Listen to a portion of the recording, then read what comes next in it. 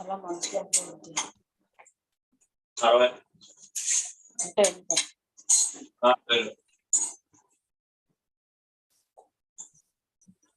అదే నా దగ్గర ఉంటే ఎంత అవుతుంది?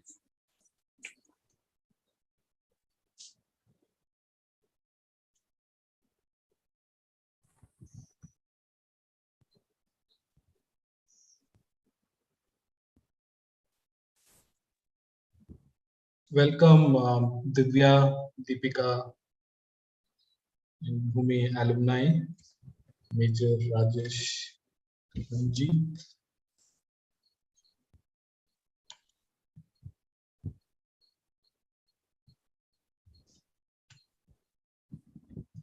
So we'll just wait for a couple more minutes and we'll begin at 11:05.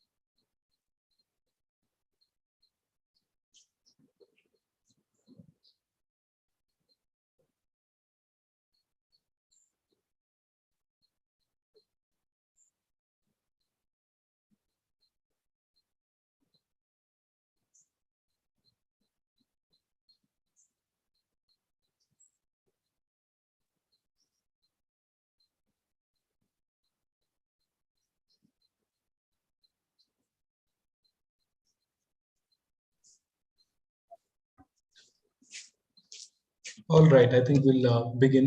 More people will join in, and a lot of people will be watching this on YouTube right now or at some point in the future. So, namaskara everyone. Welcome to Journeys with Bhoomiwasis, episode 9, with a special focus this time on homeschooling. We've been doing this series, Journeys with Bhoomiwasis, for now about maybe 7-8 months, or almost close to a year. And our focus really has been to share within the Bhoomi community and with the larger community as well.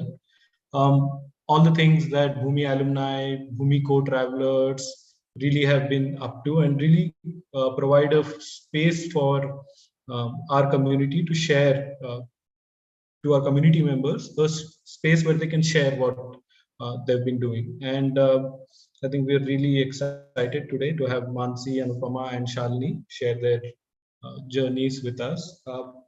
Before we get into that, maybe we can do a quick check-in with people who have taken time out to join us today. So if you would like to, people who have joined us, would like to maybe quickly introduce yourself, what brings you here, a 30-second check-in from everyone, and maybe then we'll begin with the presentations. Adil, I do see a few people in the waiting room.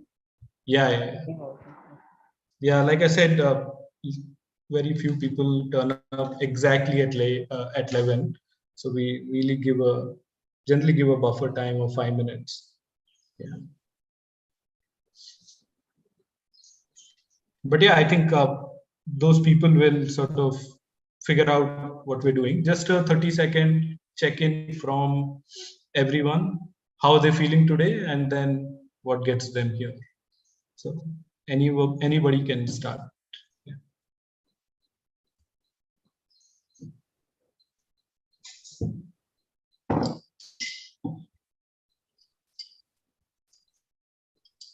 All right, in the interest of time, maybe then I'll start. I'm feeling pretty good. It's a nice sunny day. It's been yesterday was a tiring day. I had to travel all the way to Yashwantpur and back. Bangaloreans will understand. I'm like in Electronic City right now, so that was pretty tiring, but it was a good meeting that I attended with Bangalore Creative Circle. So I'm very happy with that, and looking forward really to hearing these stories. All these people I have met, I've spent some time with, but you really don't get the chance to hear their life stories or the narratives in this form. So I'm really excited for that. And maybe I'll tag so that we speed up the process. Sampada.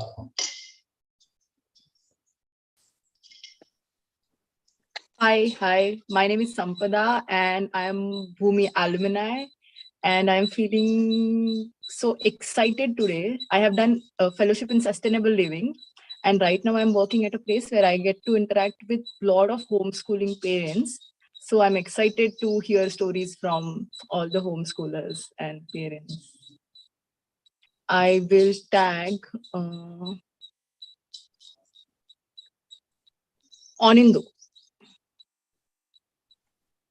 Thanks, Sampada. My name is Onindo, and I've also been associated with Bhoomi as a student for some time. And my daughter goes to Prakriya school, so interested in alternative education overall, and especially wanted to understand, the experiences of homeschooling as a father and a parent. Thank you. Looking forward to the session. I don't know whether I'll be able to stay the whole time, but looking forward. And I tag Kavya. You can tag. I tagged Kavya. Okay, hi. It's so unexpected. I can't switch on the video. I'm in the middle of cooking, etc. And she's giving an interview. She was homeschooled. Okay. Yeah, I'm just here to know different stories about homeschooling. I'm not looking for anything specific. I just got interested as to how it can be managed without going for external sources of education. Yeah, thank you.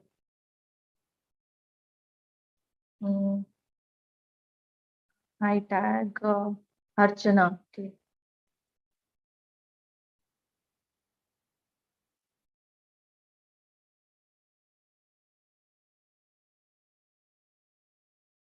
I think Archana is still sort of logging in and getting present. Maybe somebody else can go. Deepika. Hello, I'm Deepika. I'm also a Bhoomi alumni now. I just finished with my fellowship. I was a ecological farming fellow, so I'm here to listen in on the conversation and try to understand alternative education a little bit more, and also to listen to what Mansi has to say. She was with me on the fellowship. Yeah, so I will tag Divya.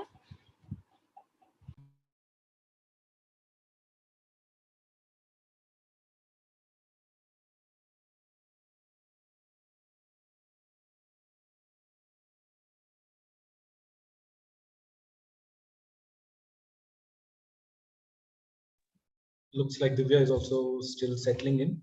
Maybe Avinash, if you're here.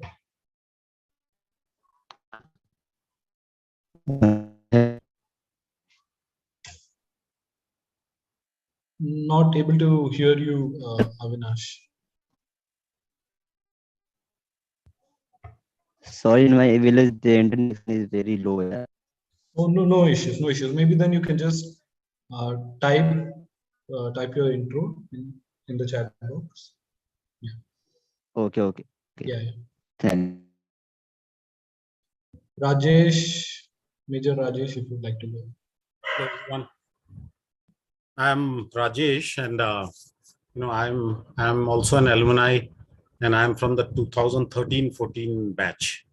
I think if I'm not wrong, it's the second batch, and we did the sustainable living course. And since before that and after that, I've been in the field of education, and that's exactly the reason why I'm here, wanting to attend. And also the last time I attended, wanting to hear the stories of other people who passed out and doing various things. So that's from my side, and I'm presently, I'm leading a teachers training academy in Bellary. That is what I'm doing right now. And I was part of a learning society's conference, if you have heard of it, and also the Arohi group of the homeschoolers.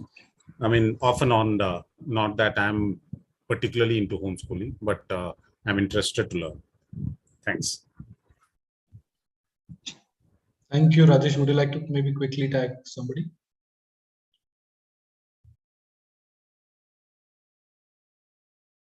You're on mute. So Anupama Thakkar, have you already spoken? She will be speaking at length, but yes. Okay, sure. Sorry. Maybe then Shalini. That's okay. I'll just say I'm happy to be here and look forward to sharing my family's homeschooling journey. So Shalini then. Yeah, so I'll also be sharing my homeschooling journey, and I'm really happy to be here.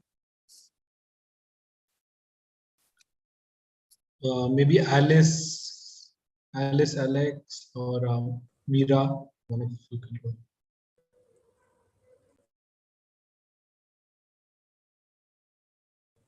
Hi, I'm Alice. I was in school with Mansi for a while, and I've been interested in homeschooling for a couple of years now. So yeah, I guess I've tagged Meera.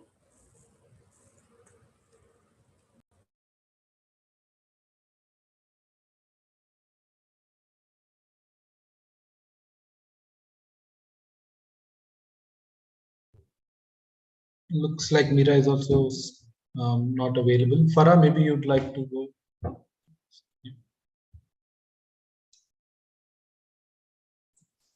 Yeah, sure. So I'll just keep it simple. I'm really looking forward to listening to all the three speakers today. And like Adil said, I know each one of them very closely and personally. But there is always some bit that when you hear them, you realize, oh, I didn't know this part. So I'm really looking forward to listening to their stories.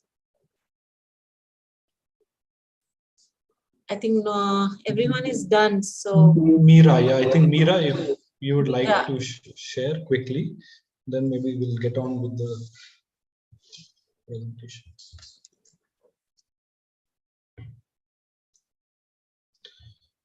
All right, maybe Meera, you can just type in your response in the chat. I think what we'll do is we'll begin. So yeah, I think welcome everybody. I think it's been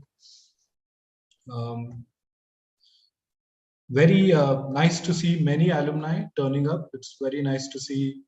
I think our last couple of episodes we've had probably not too many alumni turning up. So I think very happy to see many faces here, familiar faces. And yeah, I think we thought that why not expand the set of speakers that we have and not sort of restrict it to Bhoomi alumni. In some sense, we see Bhoomi, Prakriya, people who have sort of worked, traveled with us as also part of the Bhoomi families. And so happy to see Anupama here as well. So what I'll do is I'll first invite Mansi to share her journey.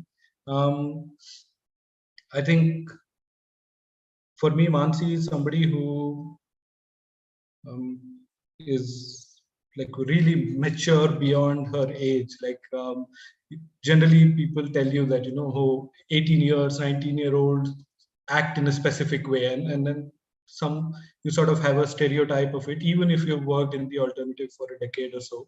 But I think what I've noticed with Mansi is a level of maturity, a level of like poise, like let's say, that even I don't think even I have at the age of age of 36. So I think for me it would be really wonderful to hear Mansi's story, what has made her identity, and like how did homeschooling or just really being schooled in a non-traditional way make who she is. Like, so Mansi, over to you. Thank you, Adil. Yeah, I will just share my screen.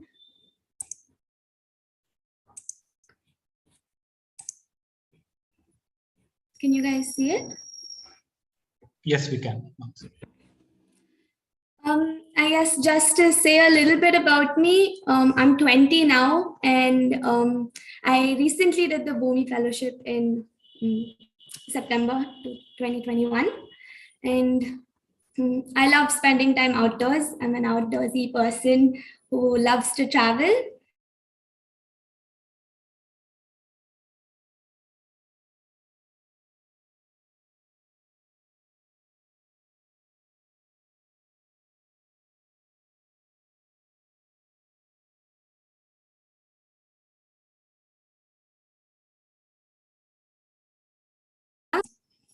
Yeah, post that, I was homeschooled from 1st grade to the 6th grade. And then I felt like I wanted to be with more kids of my age. So I decided to opt to join a school. So I joined the Valley School, which is also an alternative, slightly alternative space where they didn't have exams till the 9th grade, and a lot of extracurricular activities were also involved. And post that, I took a gap year where I tried to figure out what I wanted to do post my 12th. And in the gap year, I think I explored, we did a lot of gardening at home, and I enjoyed cooking and all the day-to-day things of home. And post that, I wanted to do a course in environment and in that field mostly. And most universities, I felt they would be teaching environmental science, but then their buildings or their core beliefs didn't always align or weren't as sustainable as what they were talking about. And that's where I felt like Bhoomi was walking the talk. So I decided to join their fellowship, and I thoroughly enjoyed that experience. And there as well, I did the holistic education module. And that's when I got time to reflect upon how my learning happened and how I think my parents had planned my learning in such a way where I was learning the right things at the right age. I never realized this when I was learning. Obviously, And when I was learning about this at Bhoomi, I could make connections with how I had learned before and how the planning might have been. So I had conversations with my parents and kind of tried to figure out what their approach was and how it had worked out for me. So I'll just be sharing those conversations and a little bit about my experience in homeschooling. So about my parents, my mom is an artist and she's also a Tai Chi instructor. So she did her degree from Chitrakala Parishad. So she has an art background. So I did a lot of art at home from a very young age. And my dad is into adventure camps and self-exploratory workshops where you, at the Valley School, where one can explore about themselves and who they are. So he leads these kind of workshops. So from the start, my dad, when he was going through his schooling, he felt that things can be taught in a more holistic manner. Some things can be taught in a way that it can be made more interesting and innovative and experimental. And he felt like the normal schools weren't doing that. So from a young age, he had this thought of homeschooling that could be a way of going about education. And so when it came to me, they thought they might as well give it a try and see how it goes. And they felt that the present schooling was mostly just mechanical, and they thought that anything experimental is going to be better than going through the regular mainstream. So they were willing to experiment.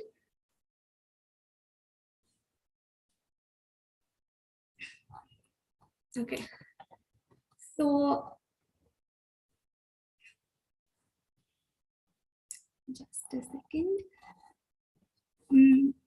They really wanted to make education a livelihood for me. So they wanted to include daily activities, and they realized that learning through living was more important than learning separately and then living separately. So they kind of just clubbed the two, and they wanted to do something in those lines. And my dad was saying how even before the education system came about, there were people living and they were leading a great life. And even now, people who haven't gone to school are still doing things and are able to live their life.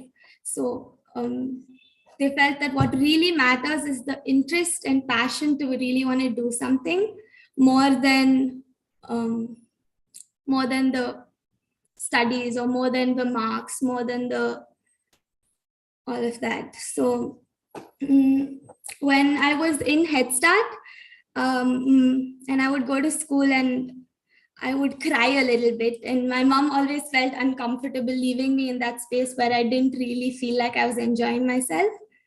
And post the first 2 years there, they had this thing called extended session, where it was a Montessori space. So the first few years was very hands-on and I could learn and I was enjoying it. But when it came to the extended session, things there started to become more structured, and they felt that somewhere my creative juices were getting baked. So then they decided to look for other spaces where I could learn. So they explored CFL and Prakriya and many other schools. I didn't know this, but apparently they did go to Prakriya too. And yeah, later on they applied to Valley as well, but I didn't get in then. But my dad was actually glad I didn't, because he wanted to try homeschooling. So that gave them a chance to try homeschooling for me. And in the beginning, my mom was not very sure of this, because her background was always marks driven, and she had studied in a space where everything marks came first, and she was always aiming to that. So it was something completely new for her. So she really struggled with the transition, I think, for a bit. But because of her art background, and she was interested in education, and my parents used to do workshops on super brain and how learning happens and memory and all of that for many years. They did training programs in public speaking. So that kind of, I think, gave them the confidence that they could try. So yeah, she started reading Osho magazines and Krishnamurti mostly. And from there, they decided that they wanted to homeschool me. And one of the other things that they felt was important was that the parents are very interested and committed in wanting to homeschool. Otherwise, it might not work. And since they went for it. And yeah. So in the beginning, my dad was still busy with the workshops. So my mom was trying to balance her art and teaching me. So she would involve me in everything that she was doing.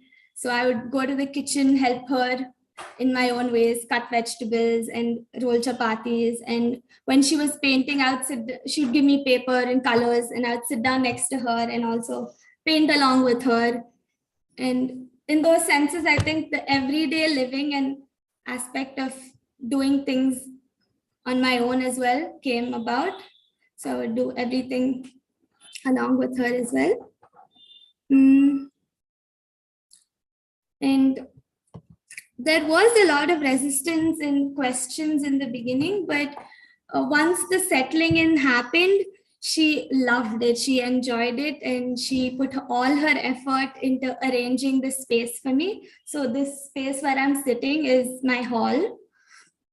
And they had created different corners in the hall, different spaces for each of the multiple intelligences.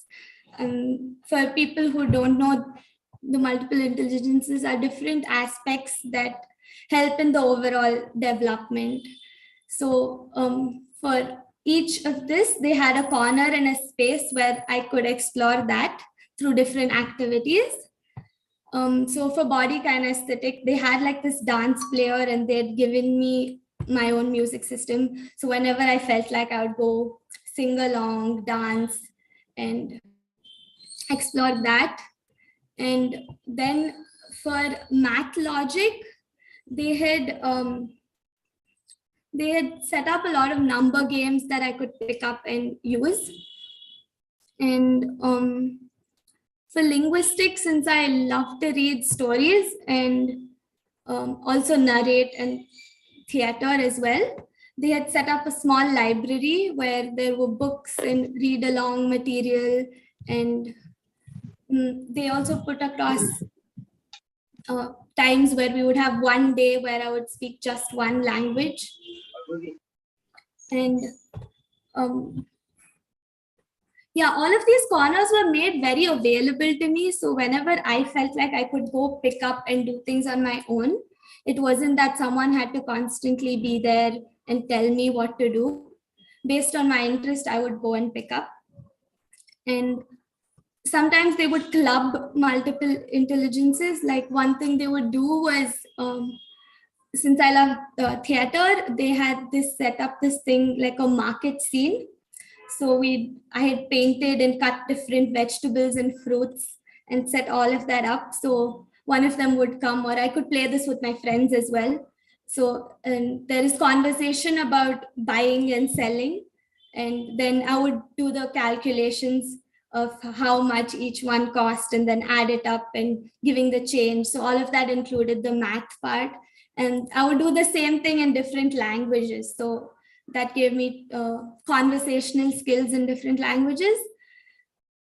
And then for naturalist, we would spend a lot of time in Lal Bagh, like to have a change of space, we'd take my study space outside and I would go there, sit and learn there, and also sketching and I would observe things there and draw along with my mom. And yeah, and in terms of spatial, and we would also travel. So naturalist came under the travel part that we did as well. And when we would go on road trips and stuff, my dad would give me the maps and I would try and figure out which direction we're going in, where we have to go next, and all of that. So that helped me build my spatial awareness as well. And since my mom was into art, she set up another art corner with different mediums of clay and stitching and thread work and stones and pebbles. So I'd pick up all of that and work with it as well. And they also follow this thing of the 7 years of freewheeling cycles that was said by Osho, where he believed in the first 7 years, it's the physical development of the child, as well as it's the time where the child should be allowed to explore without any constrictions, without any boundaries, without any set rules and set things. So they tried to keep things as free as possible and would alter it based on my interest. So the whole learning thing was always kept dynamic, and based on how I was feeling and where I was, they would change the way they were teaching me things, or they would change how much time I'm spending on each of it and all of that as well. And yeah. I would spend a lot of time doing things on my own. So that was the intrapersonal, and I was comfortable doing things on my own because since they were also busy, they always, I think they built that environment where I was okay sitting down and doing things on my own. They didn't have to constantly be there next to me. And yeah, when then we would also have lots and lots of kids home. So when all my friends were over, they would involve all of them, engage all of them, and do different activities. They would let us scream, play, jump around, shout as much as we want. So, and though I was homeschooled, I never felt like I didn't have people around me. So post their schools, my friends would always come over and we do different things. And for my parents, it was like an extended family with 10 other kids who would always be at home.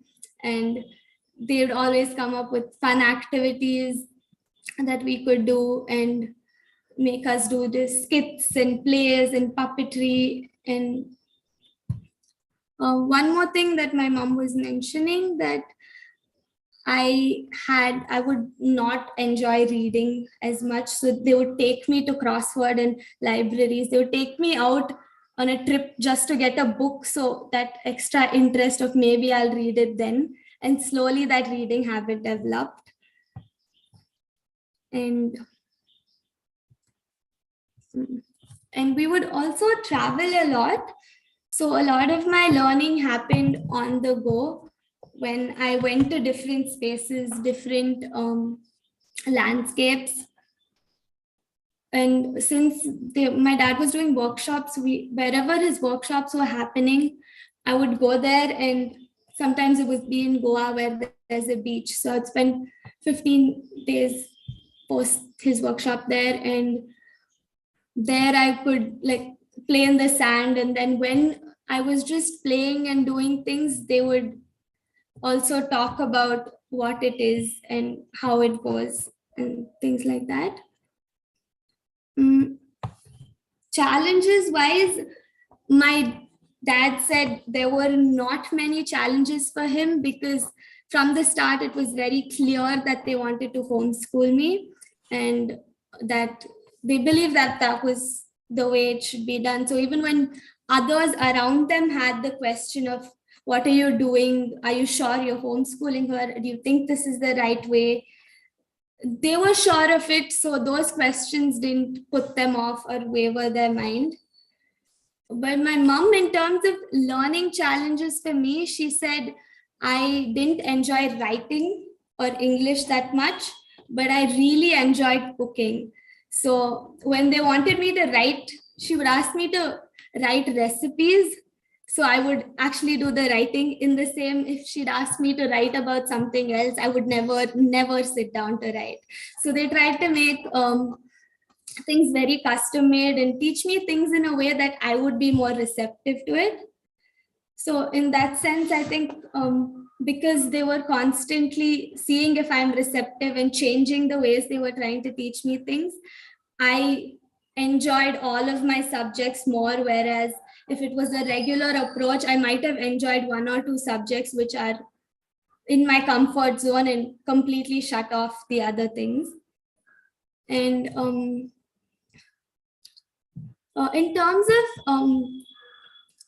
I'm just talking not challenges, but in terms of curriculum and stuff, they didn't really follow anything for the first few years. They kind of went with the flow and had a rough idea of what are the topics to be covered in a year, but went with however I was interested in learning it. And how it was for me, I think personally, I never felt like I was studying or learning. It was all fun and travel and trying new things always. So in that sense, they really did achieve the thing that learning should be living. I just felt like I was living my life and trying new things. And all the learning was just kind of like masked into the experiences that I was having, that when people ask me now, you were homeschooled, how did you learn? Was there a structure? I honestly don't remember. I just remember doing things, having experiences. I can't pick out that this is what I learned when I went here or when I did this. So in that sense, my learning was my living. And I really enjoyed my days of homeschooling. And I'm so thankful for my parents for trying this. And I think I've missed points that I wanted to say, and I would probably prefer to answer questions. So maybe once the presentations are done, if someone has specific questions, I can come back to that and answer it. Is that okay? Yeah, thank you, Mansi. We can do that. We can take questions. Okay. If a couple of you have questions that you would like to ask Mansi right now, we could do that as well. But otherwise, we do have specific time for interaction and questions. But yeah, thank you, Mansi. I think what you started it with and ended with about learning and living being the same. I think if anything which has caused the worst impact on like humanity and the planet in some sense has been this separation of learning and living, and the further abstraction of learning and education. So I think wonderful to hear that, and like your experience of living and learning has been cyclical and sort of interconnected in that way. So thank you, Mansi, for that. Our next speaker is Anupama, and maybe I'll invite her dear friend Farah to introduce Anupama.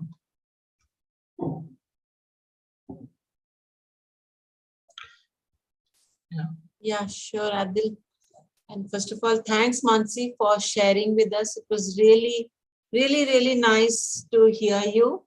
And when we talk about natural learning, and what you spoke about was like, I really, it is staying with me what you said, that you learned so many things, but you're not aware when and how you learned. And so that's how the natural learning is. So yeah, thanks to you and your parents too for doing that to you.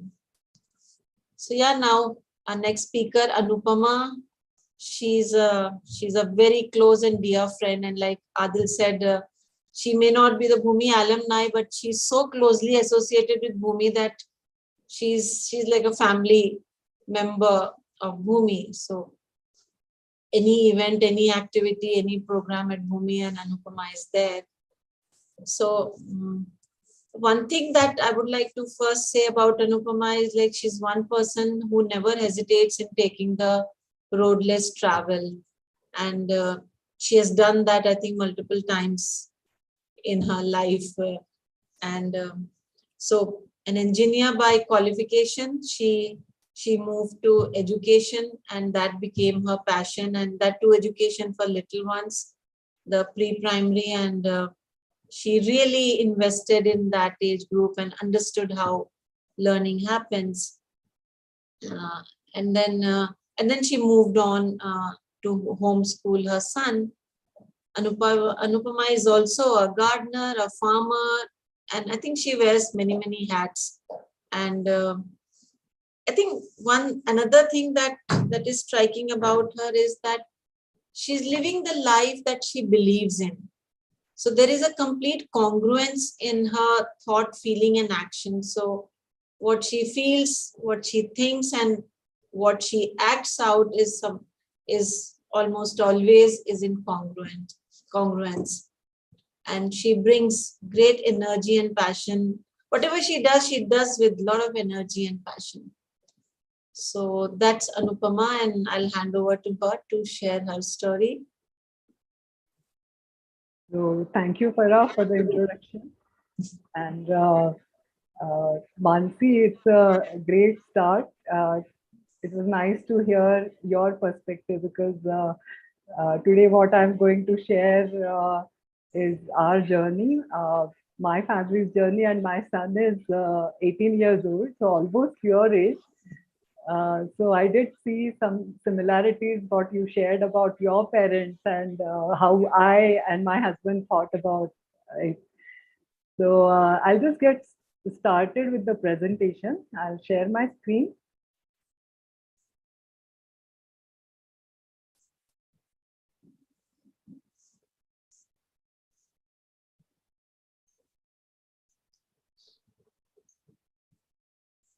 So I hope you guys are able to see it. Yes, we can. Anupama. Okay, great. So learning to make, making to learn. If I have to summarize our homeschooling journey in one sentence, this is what it would be. And this journey, we are on this journey for past 8 years. And when I say it is our homeschooling journey, it is Nihar, that's our son, Rajesh, my husband, me, Anupama, and we live with my in-laws. So this is the close family that has been involved on this journey. So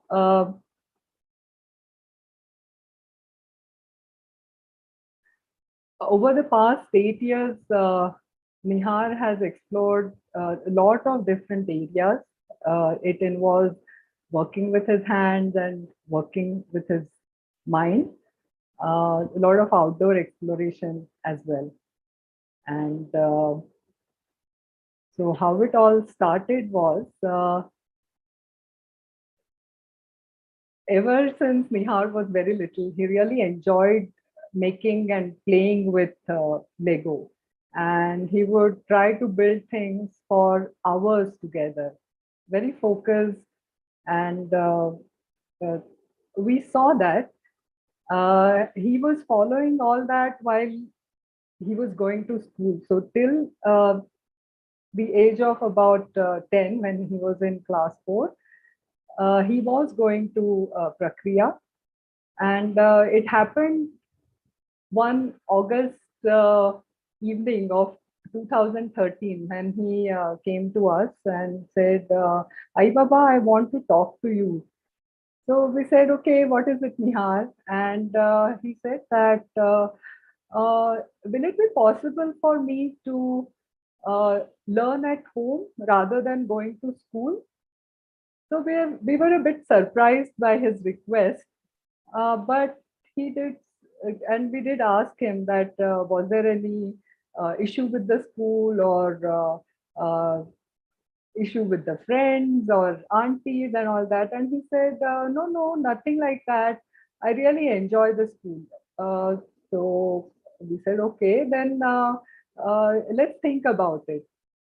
And we didn't extend the conversation at that time. But then 2 weeks later, he came back and he asked again, so have you guys thought about it? And we said, about what? So about learning at home, me not going to school. So then we realized that he was pretty serious about it. And then we engaged in a longer conversation. So basically, he said that he really enjoyed building things with Legos and playing with it. And if he went to school, he wasn't finding enough time to work on longer projects because he would have to wait for almost 5 days for the weekend to arrive, where he would find a big chunk of time to actually build something bigger. So that was his primary thing. And then he also said that, I would like to learn by making things rather than someone else telling me what to do. So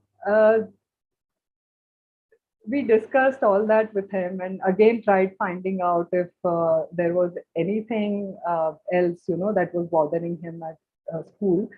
Well, that time I was also part of Prakriya. I was teaching there. So I did have, questions and that it can't be really related to school, but still we talked to him and he said, no, I really like the school. So there is nothing about the school, but I just feel that I need more time and want to choose what I want to learn. So you might wonder that how a 10-year-old can think about suggesting something like this, that homeschooling is actually an option. So I think a couple of years before that, we had attended one Learning Society's unconference, and there we had interacted with some homeschooling children. So probably, of course, I mean, Nihar didn't articulate any of that at that time, but I feel that probably he had felt that perhaps there is an option to, learn at home and not go to school. So what had happened in between was that, like Mansi shared about her dad, my husband had thought about homeschooling earlier, and he had spoken to me about it, but I wasn't ready. I was learning a lot of things in Prakriya. I was exposed to different pedagogies. I loved the interaction with colleagues, and I just wasn't ready at that time. But by the time Nihar came and approached us, I was mentally prepared because those years that I spent in Prakriya, I also realized that if a child wants to take charge of his or her own learning, then as an adult in that child's life, I need to support it. So I went ahead and the timing just worked out really well, that I was also mentally prepared to step out of the job and support Nihar. So Nihar was also clear that he didn't want to have any fixed structure to his learning. So he said, I don't want to call it homeschooling. Can we call it home learning? Because, school has timetables. I don't want those kind of timetables or subjects and curriculum. And we went ahead with that. So it was also discussed that since he has expressed his wish to learn by making things, he is going to figure out what he would want to do, and so the learning would happen through his initiative. Like he would choose the projects, and as parents, we wouldn't go looking for activities for him to do. So with that, in 2014 of March, Nihar and I left Prakriya, and we embarked on this journey. And my husband also quit his job, and we all started this exciting journey. So there were a bunch of teething troubles. So initially, that summer vacation, Nihar was very happy to play with his friends, and days passed by rather quickly. But after other children went back to school, Nihar had to figure out now how he was going to spend his day. So far, he had always received instructions from aunties at school that, okay, it is the time to do this and what time to do what. All that was well laid out. So initially, it was really challenging for him that how do I spend my day? And actually, that resulted in him eating and munching quite frequently. So it was easy access to snacks at any time of the day, and that led to his putting on a bit of weight, because otherwise he was very skinny. And I think 6 months after we started homeschooling, he had become fairly plump. So along with that, another thing that Nihar experienced is that during his interactions with other children in the community where we live, some children would comment, oh, my dad says that we should always follow the elders so that we can't go wrong if we just follow. And those kind of interactions led him to feel that he is he is on this journey alone. So he felt there is too much responsibility on his shoulders. So one of the conversations we realized that we were encouraging him to make his own choices, take his own decisions, but it actually weighed him down. When we realized that, we did tell him that, we are asking you to take the decision, but we are completely with you to support it. So it's not your journey alone, but we are there all along. So I think that settled Nihar, and slowly the ideas for working on projects started coming in.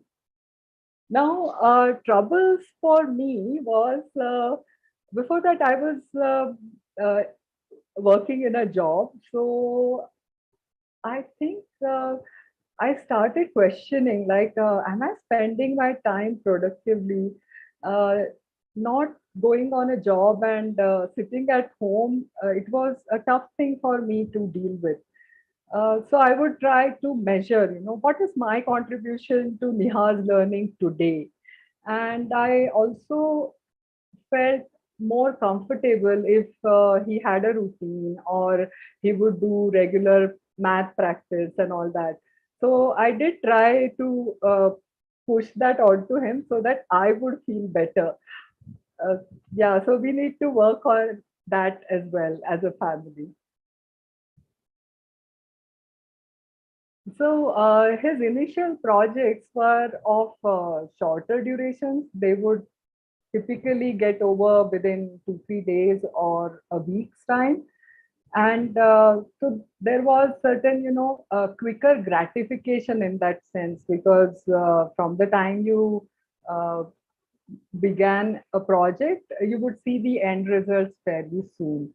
And it required some adult support, not too much, and you could develop the required skills pretty quickly. And that was the exploration phase, where you could try out variety of areas. So the project ideas came by playing with Lego and trying to build some contraptions and playing with it. Some of the ideas also came from household needs. Like that time, our house didn't have a letter box, and the postman used to complain about it. So Nihar noticed that, and he said, "Oh, okay, let's make a letter box." So Rajesh, who's my husband, he worked with Nihar. We did have some tools at home to build a simple letter box that time.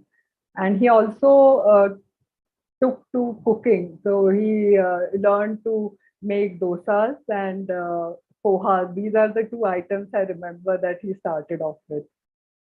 Triggers also came from our travel. So we had traveled to Uttarakhand, and there Nihar observed that in spare time these women will be knitting, you know, all the time continuously, and he was very fascinated with the movement of the needle and the wool turning into a sweater and all. So he learned the basic things from those women, and after coming back he knit small socks for a baby of our friend. So that happened, and some triggers also came for some electronic projects through travel. Nihar got introduced to programming through a friend. So we had been on a vacation with a friend's family, and the kid there, he was about Nihar's age, and he had started learning Scratch, I think, in his school. So he introduced that to Nihar, saying that, oh, you know, we can do these things, and then you can actually create a game that we can play. So till then, though my husband is from a software background, we had never introduced coding or programming to Nihar.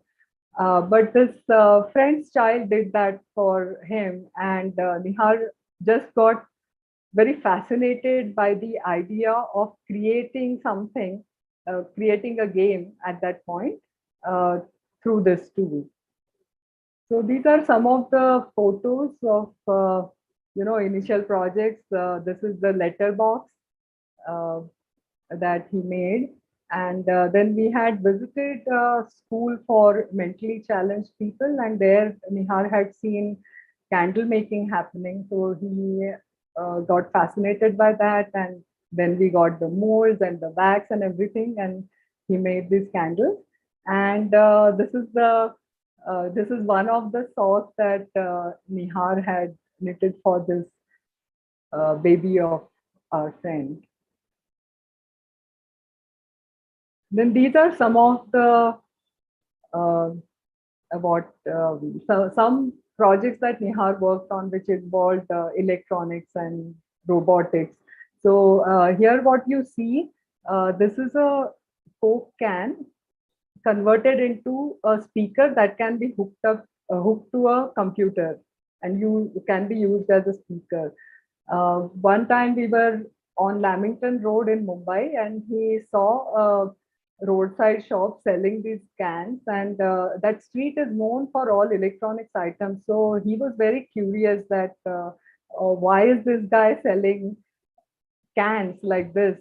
And so that's where he got the idea. So we spoke that, okay, we'll figure out what the circuit is, but cans, empty cans, we can borrow from some friend and build the speaker. So this is one of the first electronics projects that Nihar worked on. This is a Rubik's Cube solver using Lego Mindstorm. And he found the instructions on the net for this. This is a solar mobile charger. And this is a tomato sorter. So one day my father-in-law was sorting red tomatoes and green tomatoes separately, and Nihar saw that, and I think that time tomatoes were at probably 50 paisa kg or something like that. So we had a big sack of tomatoes at home, and Nihar got the idea that, okay, let me help Dada, and then he built this little machine to sort the tomatoes by their color. So these were some of the initial projects. Then, slowly Nihar graduated from using Scratch as the visual programming language into, he worked on MIT's App Inventor platform, which is for mobile app development, and that is also a visual programming language. So he realized that if we wanted to build something little more complex, then Scratch or Hopscotch, those kind of platforms were not good enough. The capabilities were not there. So he built this SOS Where Am I app after he read the news that somebody in Delhi was kidnapped in a cab.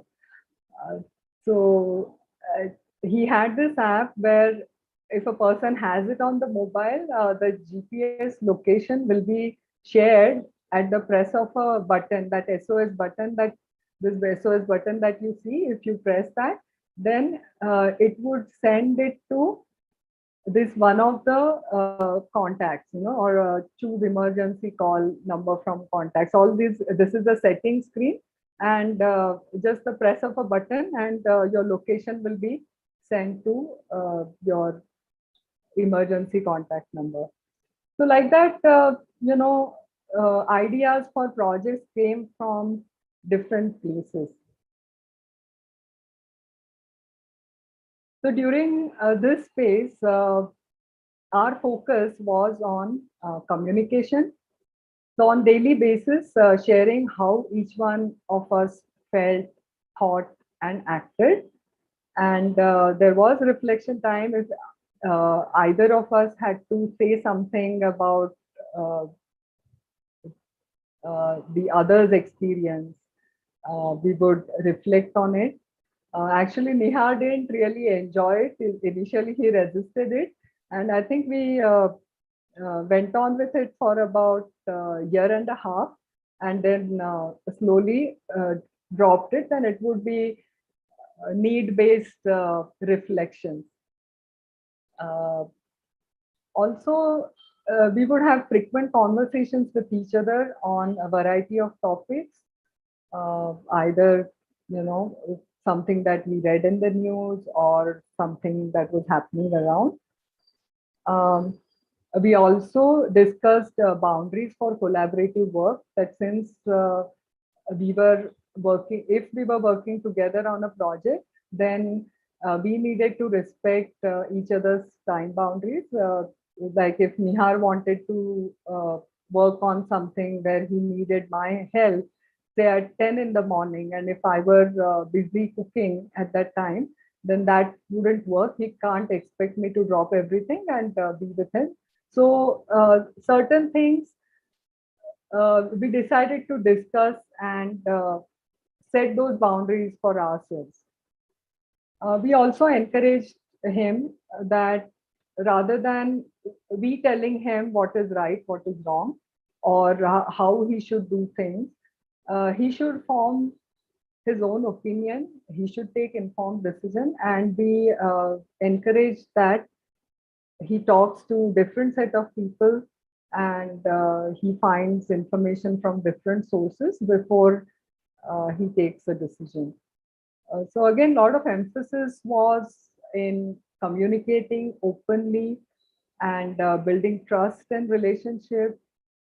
And also what we followed was no policing of any kind. Like if we have talked about food and what it does to yourself, then it was left to each one of us to think and eat well, like decide about the quantity and what to eat and all that.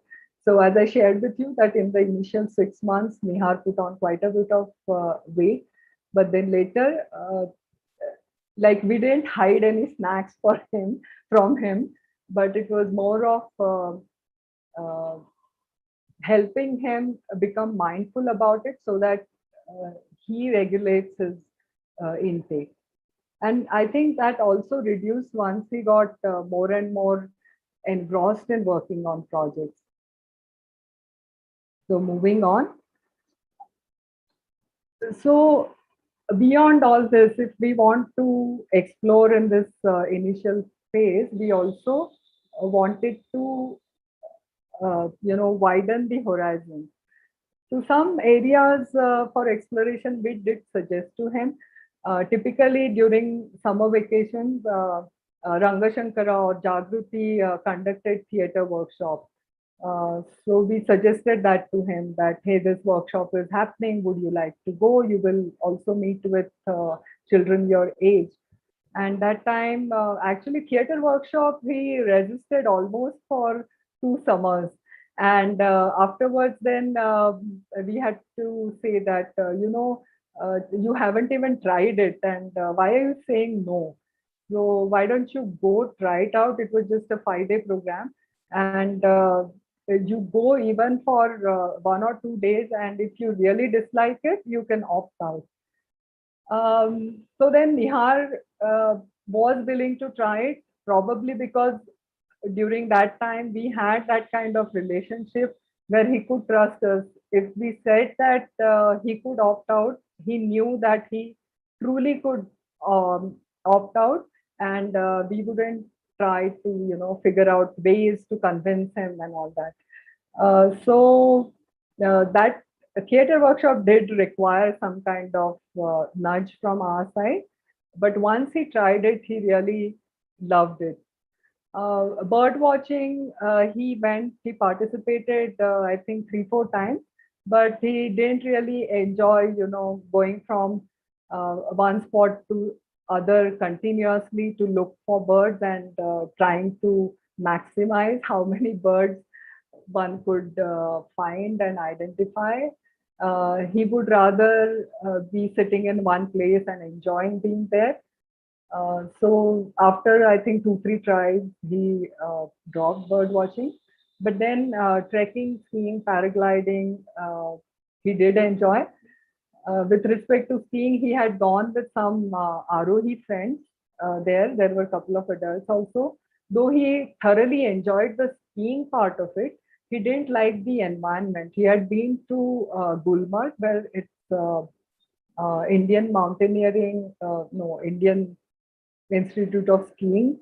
And there the instructors were very, very strict. They would humiliate participants if they were not, it was still a learning phase, but if they would not, they would fall, they would not do it properly. So, and constantly, because there was an exam at the end of this 3 weeks course, the instructor would continuously threaten them, oh, if you don't do well, you'll fail in the exam. So, though Nihar actually did pretty well to get that certificate at for the beginners level, he just disliked the whole environment. So he decided that he would like to learn skiing, but not in that place. So then subsequent winters, even though some of the Arohi children did go back again and completed their advanced level training, we decided to leave it to Nihar to choose a place and take up skiing at other point in time. So yeah, these are some of the snaps of his activity. Then moving to longer term projects. So here you see this small mud pot. Actually, it requires working with your hands and with mud for a long number of hours before you can get to this stage. So pottery was something that Nihar wanted to explore, and obviously Rajesh or I, we didn't have any experience with that. So we did find a pottery studio and took Nihar there. But when I saw the potter working with his hands on the wheel, we got mesmerized, and we also joined the class along with Nihar. So at times for these kind of longer term projects that Nihar was interested in, like for pottery, we went along with him.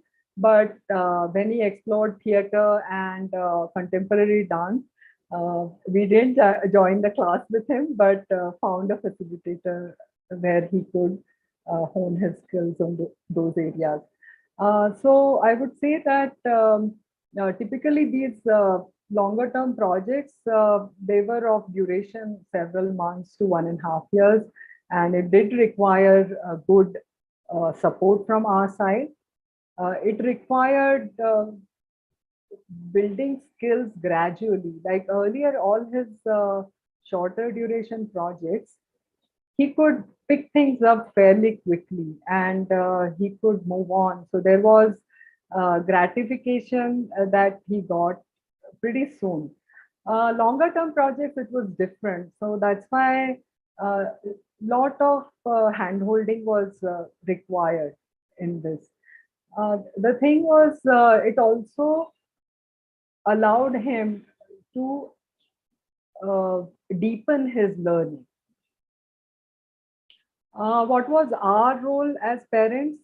As I shared, that find a facilitator if we couldn't support it ourselves, but also communicate complexity of the projects very clearly. Some of the projects he wanted to engage in, there was a huge amount of complexity which a child wouldn't have known.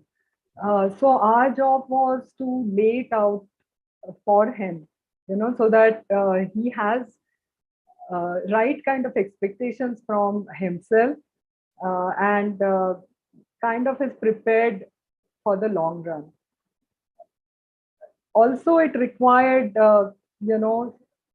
for us to be keeping the social pressure away from Nihar, because I think after 2-3 years of homeschooling, the extended family or friends, they would also, indirectly hint at him preparing himself for board exams and all that.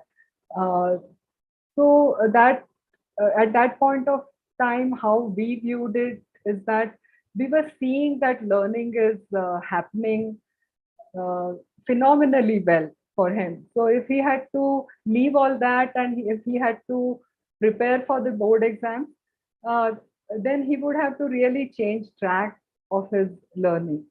So we decided that we will keep that kind of social pressure off from him, and if it comes from him that he wanted to do the board exam, we would support it. And so most important for all these long-term projects was building patience. So I think some of these things I have shared, that challenges with respect to all these long-term projects were wanting to give up because it was too tough to deal with the disappointment. Earlier, if you are used to finishing a project and seeing things working quickly, if you don't see the end result soon, you would want, oh, maybe, it's taking too long, I want to give up. Or sometimes a deepening of learning also involves a lot of speed bumps along the way, and only when you cross over that hump, your ride becomes smoother. So once he would encounter such bumps, he would say like, oh, maybe I think I'm not interested in this project, let's move on. And at that time, I think our role was to have conversations with him, asking him why is he feeling that? Is it really that he is not interested in the project, or is it because things are getting tough? So I think being honest with each other in that respect helped tremendously. Also, one of the projects that I'm going to share in the next slide, it involved multiple failures, and you can use it as an opportunity to build this problem-solving attitude, or you can, just say that, oh, it's failing too many times and let me just give up. So it was very important for us to be with Nihar in this journey, and so persistence building was important. Like I shared with you earlier that when we went to this pottery studio, the potter was doing things very quickly, which fascinated us. But three of us, when we started learning how to make a pot, initially it was very, very challenging, like you think that you are giving some shape to this mud, and the plop, it just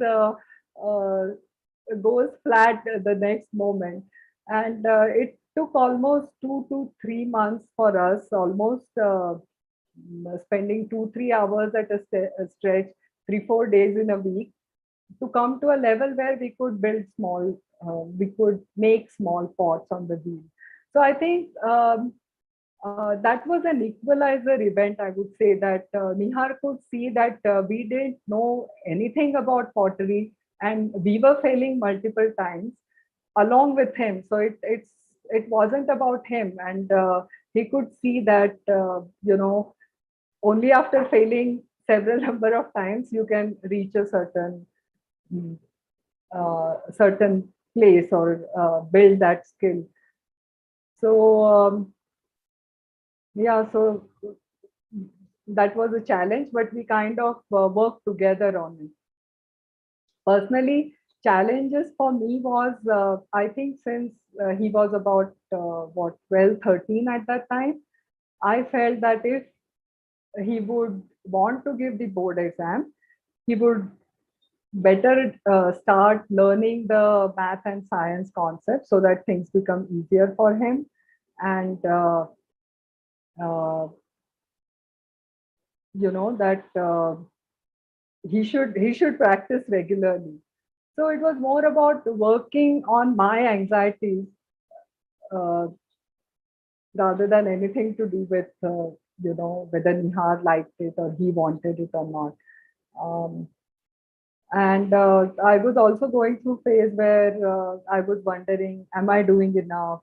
And attaching my self-worth or evaluating myself with respect to, what is my contribution to his project, or if his project becomes successful, then I am doing a good job. I could tell myself that I am doing a good job. So I think for me, it took a lot of introspection, lot of conversation with Rajesh and Nihar regarding this, whatever I was going through, to kind of come out of it that Nihar is a separate individual, and I shouldn't be putting my expectations on him.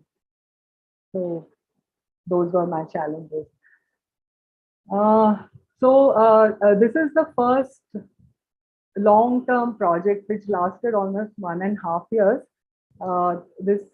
We've coined it as, or rather Nihar has coined it as Uno Wheel. It's a self-balancing electric unicycle. And he got the idea to build this when one of our friends had taken him to play arena, and he had been on a Segway there, which is a self-balancing electric two-wheeler, electric scooter. So at that time, he also was looking to buy a new bicycle.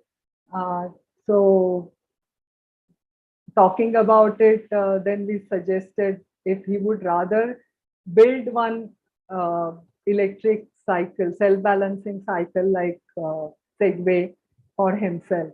And then the conversations led to making it a single wheel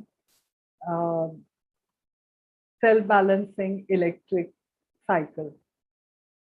Interestingly, it involved lot of things. Though he was excited and he readily chose it, that I think that time some kits were also available where you could just assemble all the parts and put this unicycle together. But we discussed with him that except from learning to tighten few screws and nuts and bolts, you wouldn't learn anything if you just bought a kit. So he chose that we would get the parts ourselves, like design it ourselves and build it also. So we also had to share with him that it's not a simple thing, that it involved lot of things. The design was one part, sourcing the parts was another. And at that time, he didn't even know decimal arithmetic or any of the physics concepts to actually calculate, what size motor is needed and things things of that nature, or what battery capacity is required. Yeah, but all those things happened over the year, over 1.5 years. There were lots of failures. We welded something and it broke the moment he stood on it, and a whole bunch of things happened.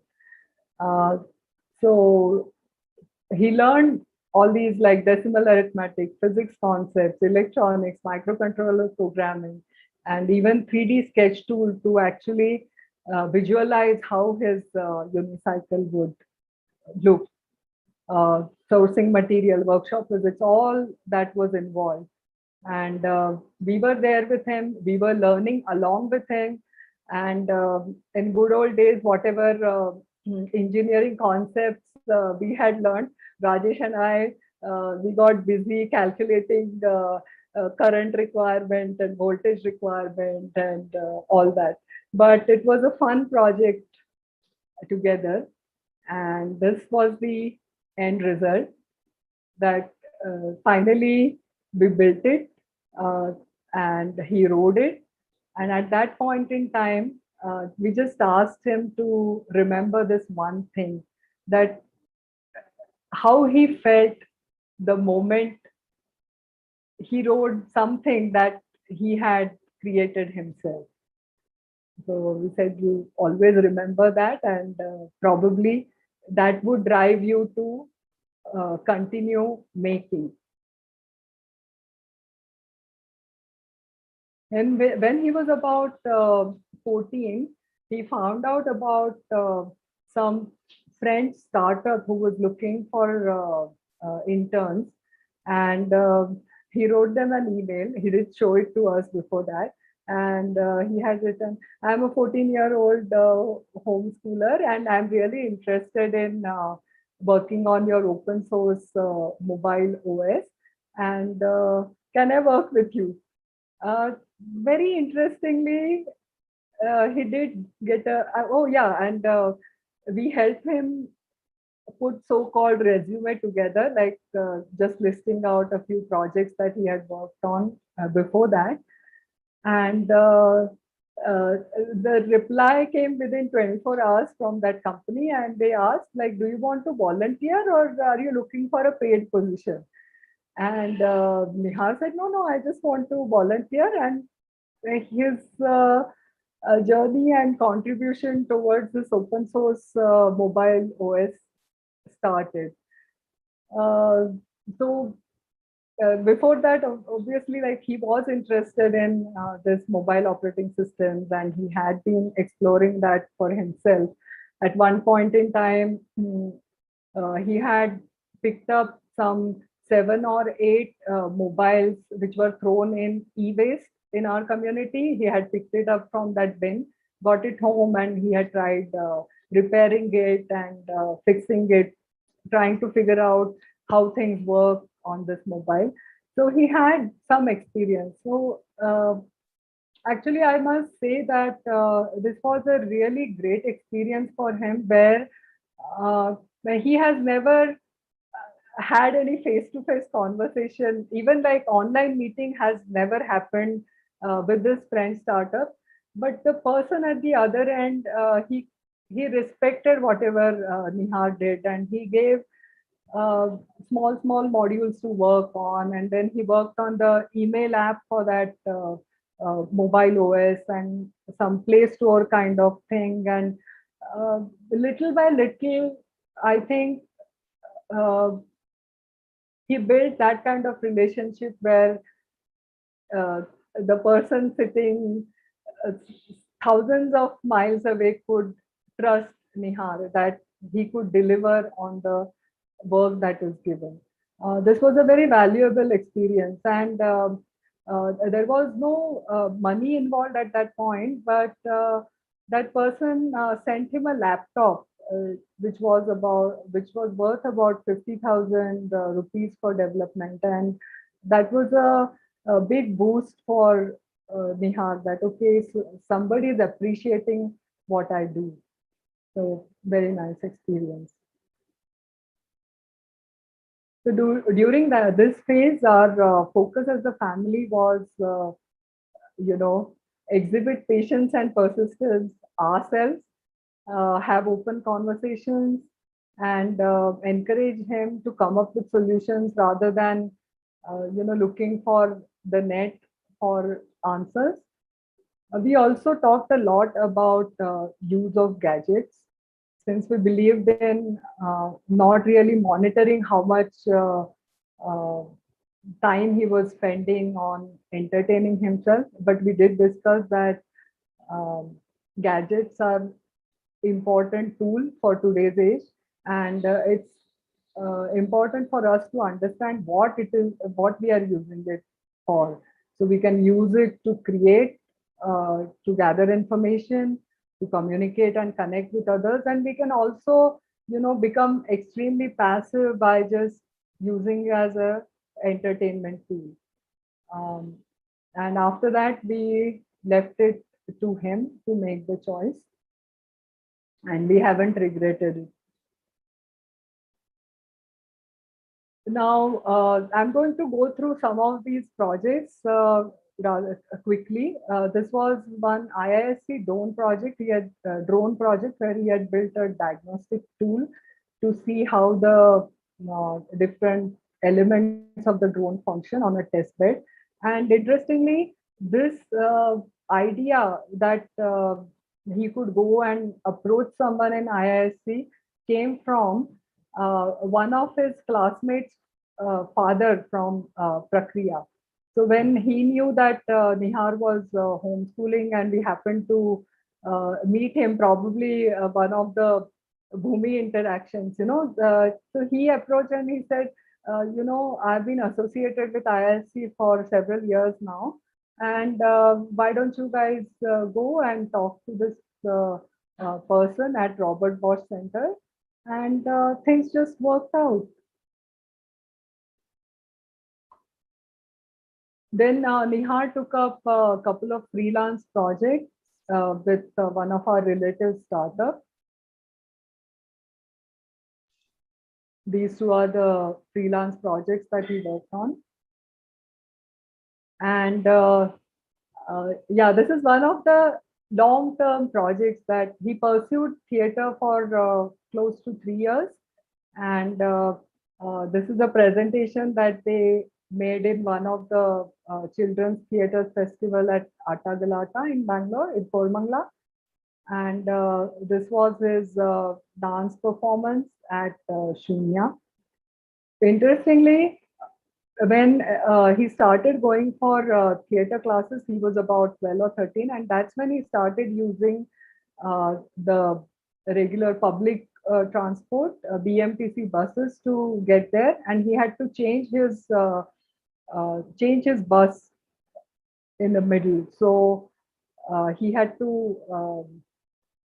I think I'm going on for too long. I'll try to quickly wrap up. Yeah, maybe a couple more minutes and then. Yeah. So that led to him developing an app to track buses in real time, which led him to developing the official BMTC app, which was used by close to 2 lakh Bangaloreans. There were several challenges that he faced here.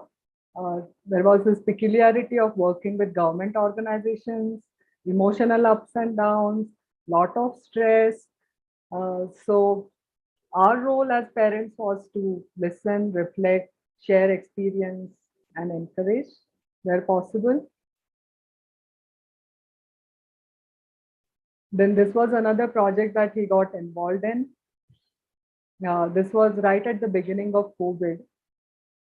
This was another challenging thing because he dealt with a lot of urgent requirements for the project, which led to his burnout, experiencing burnout. So we used this opportunity to emphasize on bringing balance in life.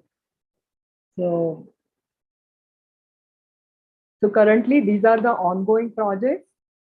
He is pursuing technology for mobility, promoting sustainable mobility of public transport, non-motorized transport, and he is actively engaged in Sustainable Urban Mobility Accord for last 1.5 years. This is for our Dodanekundi ward, where he is working closely with Directorate of Urban Land Transport. So towards this, he's working on this hardware where live bicycle counter can be made. And here you see Nihar trying to capture traffic data for analysis. So again, these are his current things. Now he is 18 and right now focus for him is working good number of hours on this software and hardware. And it is very important for him to also socialize with peers. So these are some of the things he's doing. And for us to collaborate, be there as a friend, that's where we are. And going forward, what are the things Nihar has with him? So there is curiosity, there is supportive environment. He has built a certain skill set in software development, urban mobility design, contemporary dance. And we feel he has developed this attitude of problem solving and persistence. And therefore, career possibilities are multiple, not one, but yeah, he can juggle between these or others. So freelance developer, entrepreneurship, tech lead, performing artist, etc. So right now that's where we are, and thank you very much for a patient listening. That's all from my side. Thank you, Anupama. I think I'm so sorry I took up so much time. I didn't realize just how I looked at the watch. No. I think for any parent wanting to be to get into homeschooling, I think that presentation would have given them immense amount of confidence, things to look out for, possible challenges. So I think that was a really comprehensive, holistic like insight into homeschooling. So I think we can definitely use it as resource for people who want to get into that. So I thank you. But just one sec, like connecting it to what Mansi shared. I shared our family's journey, and each family is different. So it's important that the family is on board where before you take on the journey. There is a lot of commitment involved. So I would just say that okay, it's easy and get on with it. So there is a word of caution. That's all. Absolutely. We'll put this part in the beginning before your presentation. Thank you, Anupama. So I'll invite Farah to just quickly introduce our next speaker, Shalini. And then I know she is, I think, first of all, we're happy that she's here, even though, she's struggling and she's recovering from COVID. So thanks to Shalini for making it here and, coming. So thank you. Farah, maybe. Yeah, sure. Yeah, very happy to introduce Shalini. She's a Bhoomi alumni and she was part of the holistic education program. So Shalini is another person I can say who wears multiple hats. So she is a NIFT graduate, but NIFT graduate and a very conscious parent, I think, and that's what brought her to education, field of education, where to explore different aspects of education and understanding teaching learning processes and about children, the child behavior, child psychology, and all that she's equipped herself with. And one thing that to me personally is very striking about Shalini is that how she's connected to her roots and the traditions and the wisdom and knowledge that exists there.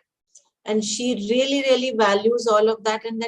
And she goes back and learns and gets and then she brings back to her life and to the context where she's a part of, and she brings that in her parenting as well. So, and I think her recent journey has been with the food and health, where again she has done a lot of research about traditional food system and what are some of the health, how to maintain your health by following some of those traditional systems. So that's in brief. Shalini, I think more she will share about herself. So I'll just hand over to her. Shalini. Thank you, Farah. That was beautiful. I never imagined somebody can, see you in that light. We always don't know much about ourselves until, somebody says about you certain things. So my homeschool journey had been really short, and but it was really beautiful, and I enjoyed it thoroughly. So I will start sharing my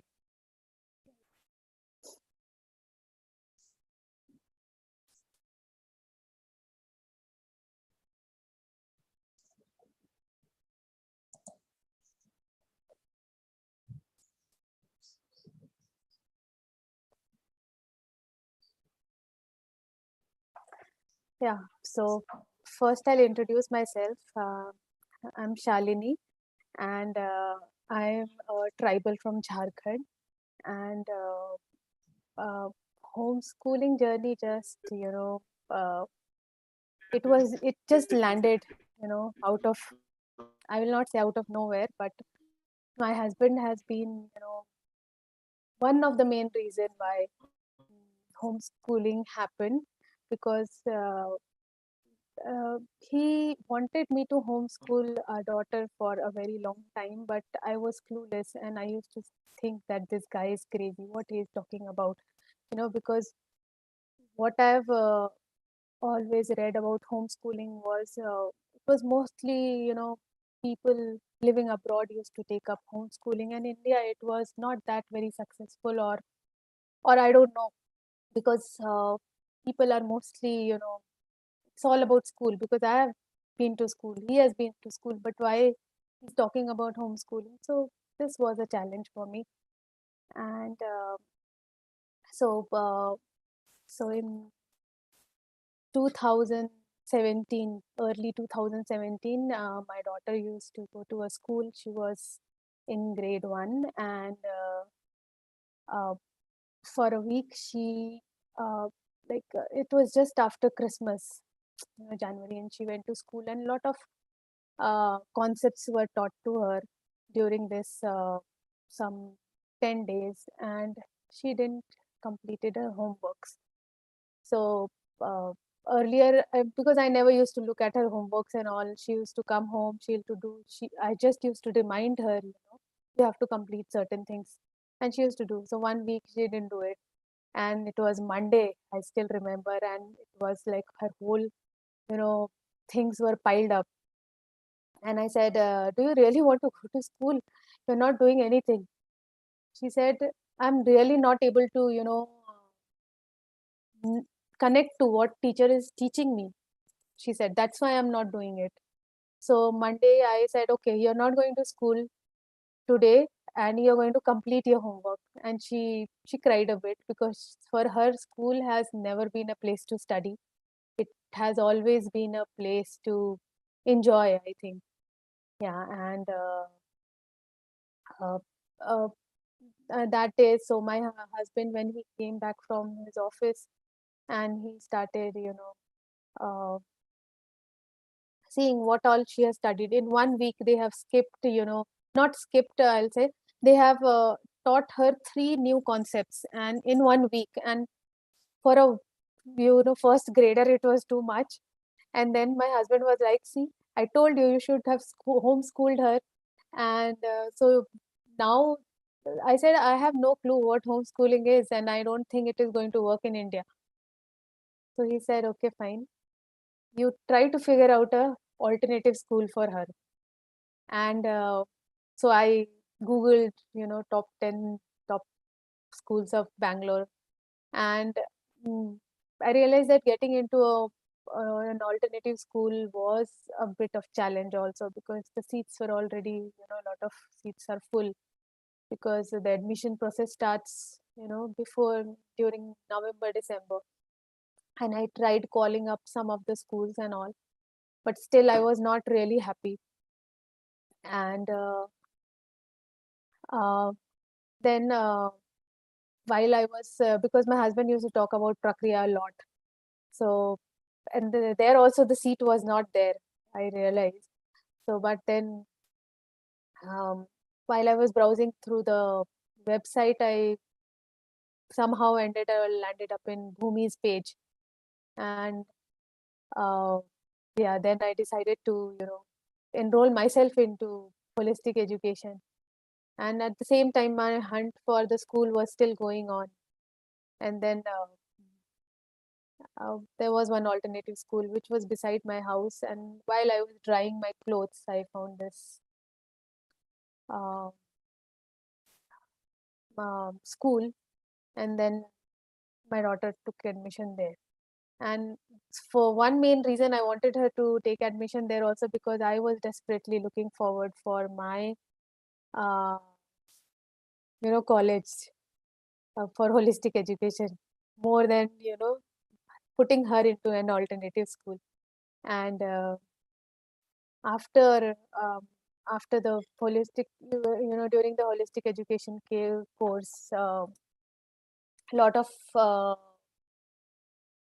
lot of things happened, and I was fully equipped. I was thinking, I know what homeschooling means, or and whatever, unschooling, homeschooling, road schooling, lot of things, lot of terms. And I thought that maybe I can try to doing this. And that's how I started homeschooling my daughter, and I decided to homeschool my daughter. And my experience was, it was a very beautiful experience. And I didn't wanted her to go back to school. So because lot of learning and unlearning happened, whatever I have learned till now it was a challenge for me. A lot of time it was very, as a parent, you are also very scared also, like what will happen, if I take out my child from school, and or now my child is not going to school. So it's that fear is still, manageable, but when people start, asking a lot of questions, and you really don't want to answer them, but still people look at you, what kind of crazy parents you are, things like that. So it is really a challenge. And but one of the most important thing I learned in my homeschooling journey is I started understanding my child for the first time. What she thinks of certain things, what she thinks of herself, what she thinks about learning. And I started going with the flow. It was I was not using too many books. I was just going with her where she was taking me. It was like I am not holding her hand, she is holding my hand and guiding me where to go. And it was more of self-exploration also, because after she went back to school, I was still in the homeschooling space with other kids who were being homeschooled. I used to facilitate them. I used to do nature journaling. We used to go around. There is a lake nearby my house, and we used to map the trees, where in which corner these trees are. And that was a very beautiful. We did that project for about a month, and it was so beautiful. And after so this was there were many more experiences. We traveled a lot means a lot, like every month we were traveling. We went to Kolkata, we went to my hometown, Ranchi, like Jharkhand, and we have traveled a lot. So that was a beautiful experience. And then my daughter's experience. So these all slides are made by her, because even if I say this is my homeschooling journey, it was actually her journey, and I'm so glad that she made me a part of that journey. And so these were the so I asked her, what what were your, main points? What will you say? As like, if you have to tell your, what was your experience? And then she said she felt a sense of freedom. And then I asked her why, she said that because there were no, timetable, and she was learning and she was enjoying it thoroughly. And she used to explore a lot. Like she was out there in nature, like wherever we traveled, it was mostly, mostly to green places. And she had the most, I think she loved living in our village. We lived for a while, and she did all the things there what a typical city born will never do. And it was really beautiful for her. She had a lot of fun. She met a lot of people. There is one more question about socializing, and I will say that, I don't think socializing can be a challenge. Yes, socializing, if you narrow it down to your age group, that can be a challenge, because in generalized socializing, you get to meet a lot of people, lot of, n number of people with different culture, with different way of thinking, and you learn a lot. You're not restricted to only your age group, but to every age group. And that was really, but there were times when she used to get bored. And I think boredom is one, it's a children thing. We also went through it, and she learned a lot, had a lot of fun. So these were the triggers why I, started homeschooling in the first place. First was my internship. So I did my internship after holistic education. I did my, like during holistic education, we had to go for an internship. I choose to intern in my daughter's school, and it is an alternative school. And so every alternative school have their own challenges as well. So and they have their own principles, values, and which the school is built on. And for me, it was really a big challenge for me, because it was not, because unless and until you go through, since I've seen how in holistic education, what are the different kinds of school and types of, curriculum, and how, and when you know your child, how it will that school's ideology and its principles will cater the needs of your child. So this is one most important thing, I think, which, which most of the parents are not equipped with.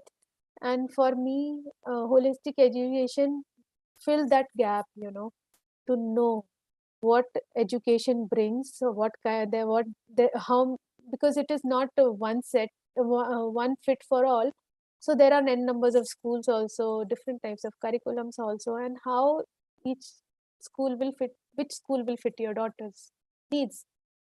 So I realized it was not in par with what my daughter's needs are, the school where she was going.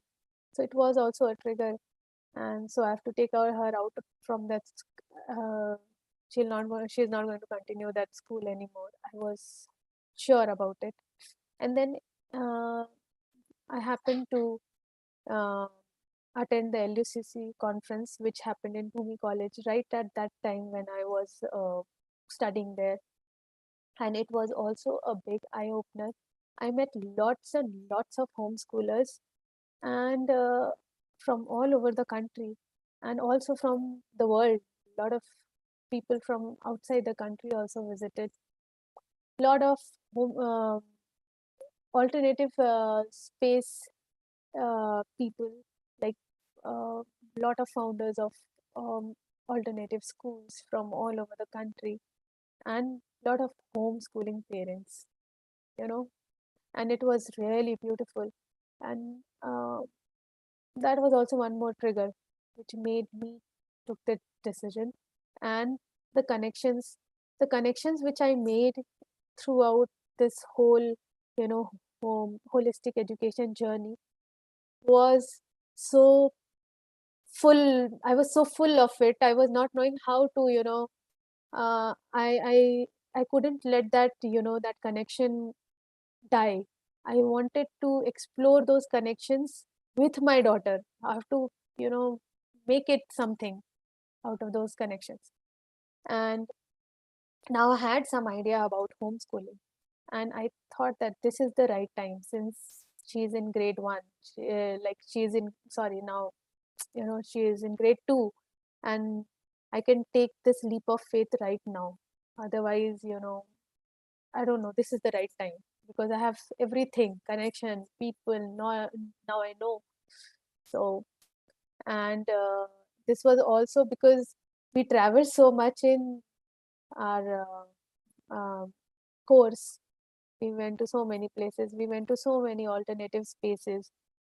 So I was actually, I've come out of my comfort zone, and I didn't want it to die out. Again, I'll be in the house doing my thing or whatever, I'm a crafter, so I craft, but I stay in the house and do all these things. So I wanted, now when I've got the kick, I don't want to stop. I want to, keep going out of the house, traveling. So, and traveling was because now I've got the taste of travel. So to travel so much, I didn't wanted it to stop. And my daughter and my husband were also, they also wanted me to desperately do this. It was like, if you stop now, you'll never be able to, start one more time. So now that you have your car engine is still hot, you can, ride. So these were the triggers, and lot of things worked. Traveling worked the most because we traveled to a lot of places. So we went to Birla in Bangalore. We went to Birla Planetarium and Lal Bagh, Church Street, Cubbon Park, and we used to meet with a lot of homeschooler kids. Those were younger kids. My daughter was the eldest, I guess, and but we used to hang out with them because the elder, like kids her age, were not there much. They were not there. Like either the kids were younger to her or either kids were elder to her. So, but at least we got a pack with whom we used to move around a lot. So we used to go to children's library, to Cubbon Park. We used to meet there, and through these meetings, these homeschooler groups, we we we made a lot of friends. Like especially me, I will not say about her because kids were younger to her and some were elder to her, and she was not. She wanted to. She was somewhere. She was you know. She used to say, "No, I don't want to play with these younger kids." So that was the thing. So, and she got a lot of exposure. So one of my friend from NIFT, he is a fashion designer, but now he has turned into a wildlife photographer. So I contacted him and I told him that, I really want to go take my daughter to some, I want her to interact with a lot of people, and if you can tell me when is your next trip or something. So we went to Nasgira Tiger Reserve, and it was sponsored by Nikon. So we got a lot of these huge lenses sponsored by Nikon, and there were a lot of wildlife photographers, like these were serious photographers. They have their own websites and they are doing good. They are known photographers of India. And so my daughter, we stayed with them for 5 whole days, and my daughter learned to operate the camera with like manual operation, and like I was shocked. Like she was actually clicking a lot of photographs and all, and it was nice. And I was using the auto mode and she was using the manual mode. So, and it was the most amazing experience. And there was one more kid along with her, and so her dad is a wildlife photographer. So we had a lot of fun, and she learned a lot. My daughter learned a lot, and she was using 300 mm lens with Nikon D3200 camera, and I was shocked. Like, you know, I was really shocked, like what all she can do. And then we went and stayed with the village, and she had a best friend, village best friend, this guy here in the photograph. And so she used to have fun with him. She used to play with him a lot. And she was here, there. I think she's making boiling water for the rice. And I never thought that my child will adjust in that environment, you know, because she's a city born girl. And you know, so I was really scared, and you know, I wanted her to experience this, but still I was scared, because when you go to a, you know, big school in a big city, you think that, you know, all this mud and dirt and all these things are dirty. And but and I don't think I would have homeschooled, if I would have not homeschooled her, I would have, you know, taken her to live there. You know, I would, but I took this step because I wanted her to experience everything. And so that's why I said doing the impossible. She has done such impossible things. She used to collect woods for the kitchen. We still have a gas stove, but we also make a lot of our things in the wooden with wood and fire. So most of our food are made in that still. And I still have a mud house, which is now, like, half of the house has been made into brick house. But our bedroom is still in the mud house. So all these things, and she adjusted pretty well.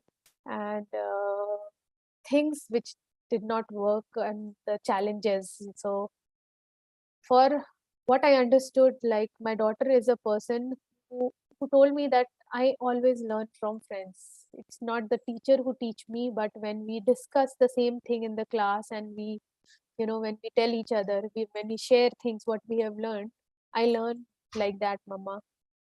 So I realized that she's missing school big time. And then she used to get bored when her friends were not there. And although we traveled a lot, I used to, every month I used to take her to Arohi for a week. And Arohi was a second home. But after coming back from Arohi, you know, she used to, but the only thing, one of the most important thing was, for her, was that I should be there. If she is staying at Arohi, I have to be there the whole week, you know. And if she wants to study in Arohi, I have to be there. So I said, I cannot be with you in the school. You have to. So this thing was, I was never able to overcome this. So that was one challenge why she couldn't continue in Arohi. And like, the homeschooling group of her age was still inactive. So this was also a big challenge. Otherwise, wherever we were going, she was enjoying it thoroughly. But whenever we used to be at home, either she used to read books a lot, and she was reading a lot, like lot of storybooks, and that's how she gained power. Like, her eye power became -2, and which was also alarming to me. And I wanted her to, you know, go interact with other kids, have you know, learn things by interacting with other kids. And there was also a peer pressure, because whenever she used to go down to live in an apartment, and evening time, whenever she used to go down to play, children used to be very mean to her. Like, they'll discuss something, and she'll say, no, you don't go to school, so that's why you will not be able to understand. So these were the challenges which she was facing. So And that's how she decided to go to school. And I would have loved to homeschool her more if, maybe she had a large group of friends, the homeschooling group of friends. And so she went back to school, and this is her transition, being to that carefree homeschooler to, it's like an office setup, like she's going a mini office figure. So that's it. And we'll be relocating to Chennai very soon. So she'll be going to an alternative school now in Chennai. It's called Tattva. It's a Steiner school. So hopefully she'll have again the fun which she used to have earlier. Thank you so much. Thank you, Shalini. I understand you're not feeling too well, so thank you for taking time out and presenting. Thank you. Yeah, I think we're running short of time, but maybe we can take any questions, any sharings, any perspectives from the group on what's being shared, or generally on the idea of homeschooling, or what they have experienced. So the floor is open for questions to the speakers or anything on the topic as well.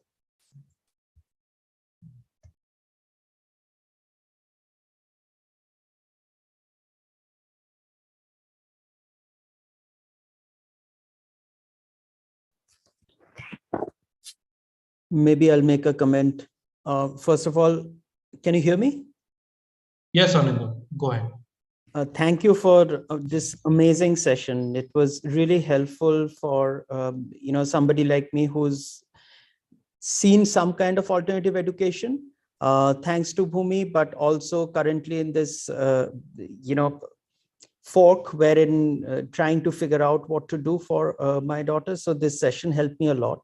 I think what was very useful was to get these three different perspectives.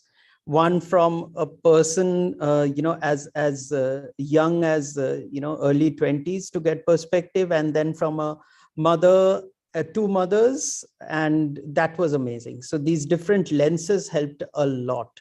So thank you very much. I'll be sharing this video with the rest of my family in YouTube, so that I think what Anupama mentioned, that it's a family thing. It's not just one set of parents. So therefore, I'll be sharing with the rest of the family to get people warmed up to this. Thank you very much. Thank you, Anando. Any other questions, sharing, anything?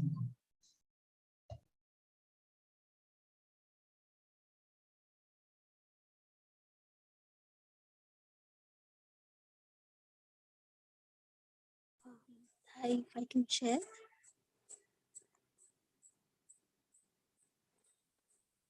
Yes, Supriya, please go ahead. Yeah.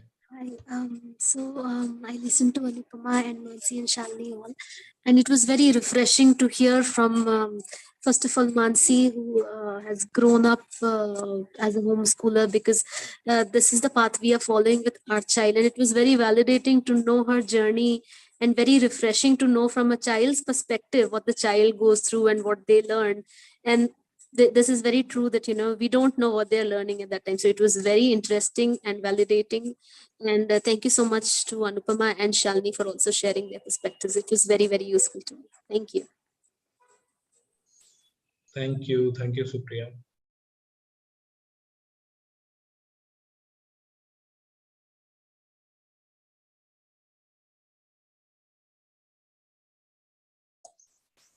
So it's not a comment, but what I'm left feeling and thinking after this session is that all of you, what you have shared is that children learn so much better when they are learning through projects. I think each one of you, the way in homeschooling, the way to work is through taking up different projects and working. I'm just left thinking, I wish schools could maybe not completely project-based learning, but could introduce more projects and more self-initiated projects where children could learn. And yeah, so that's the thought I'm with at this point in time.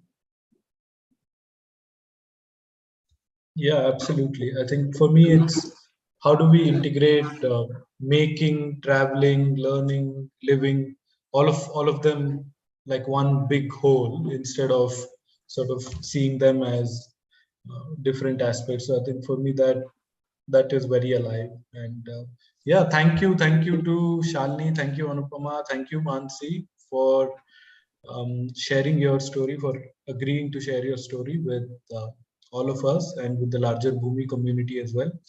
And hopefully a lot of them can use this as a resource, find this very encouraging in their journeys if they would like to take it up at some point. Thank you everybody for joining in, and see you all at the next journeys with Bhoomiwasis.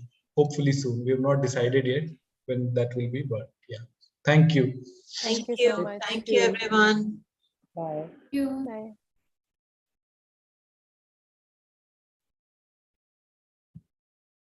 Mansi, Anupama, and Shalini, if you'd like to just maybe stay back for 2 minutes, will not keep you back for 2 minutes. Thank you. Yeah, actually, we didn't realize when we were talking to the three of you, like what Anindo said and others also said, three homeschoolers, but offering very different perspectives, seeing at homeschooling from a very different locations. Like Mansi herself homeschooled, and Shalini, like of a young kid, and who has got into it and got out of it.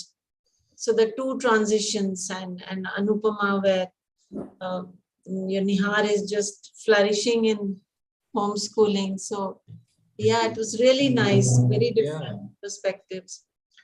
How was it for all of you? How was the experience of sharing? I think I talked too much. I just didn't realize. And one note, Adil, maybe next time you can just talk in the middle of presentation, because I never saw the chat message. Okay. I suddenly realized that I have been talking for too long, and that's when I looked at the clock. No, actually, generally what we do is we send a mail in which it is sort of written, like what is the time frame. We generally say 18 to 20 minutes. Right. I think this time we didn't do it. I didn't really want to stop your flow. I thought the message would be better. But yeah, I think point taken. Maybe. Okay. No, Farah did had mentioned it to me about 1820, but once I started, I just lost track. So yeah, it happens to me also. Like you stop looking at the time and you're just in some sort of a flow. Oh, And something happened to my network.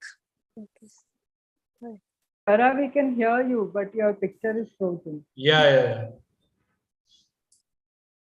Shalini, sorry, you were saying something. I was thinking, yeah, Anupama, you should, talk, because I don't have much matter to, I don't have much things to tell, and I don't have the energy also to say things. True, so I was, true. Yeah. Can compensate. No. I wanted to talk a lot, but I don't have the energy. I've skipped so many things. What my daughter learned and what all things she did during the homeschooling journey. Like what all classes she did and all. So no, we're just grateful that you are here. Like even in your conditions.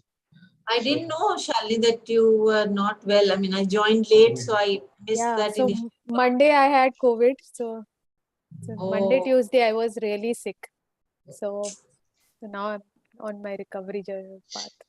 Yeah. And I was also thinking maybe we can have specific sharing circles on these topics, like where many people can come in and we can have them sharing as well, like a sharing circle. Yeah, So and maybe, also I think because there are a lot of homeschooler groups also, a WhatsApp group and all. So if people who really want to, are looking forward to, Yeah. like a lot of people after COVID, I think they have started homeschooling and they want to know more about it, and they really want those help and support. So me and Supriya, we are a part of a group. Okay. Because I was facilitating the other homeschooler kids, so I never left the group. I'm still there. So. Yeah, maybe we could do that. Mansi, everything was okay? It was okay, but I felt maybe next time it would be nice if maybe if I had my parents with me and they could share their perspective and I could talk about my perspective. Like that might be nice too. I know, I was thinking the same thing while you were talking, because a lot of it was what they said, because I like don't remember personally. Exactly, like what they have done in terms of designing the space, what they have done in terms of thinking, in terms of what you should learn, what you should focus on. Yeah, I think so. That's what I was thinking. Maybe a sharing circle would really expand it in a way that it may not be possible. Yeah. Definitely, we can do it for the next time. Yeah. But here it really made sense hearing your perspective. Right. As a child, what was your perspective on this, and your learning, your challenges, and how did you see their challenges? It was completely your point of view, how you saw their thing. So that was also very valid and very valuable here.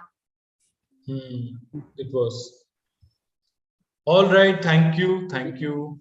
Okay. Thank you, guys. Okay. A big hug to all three of you.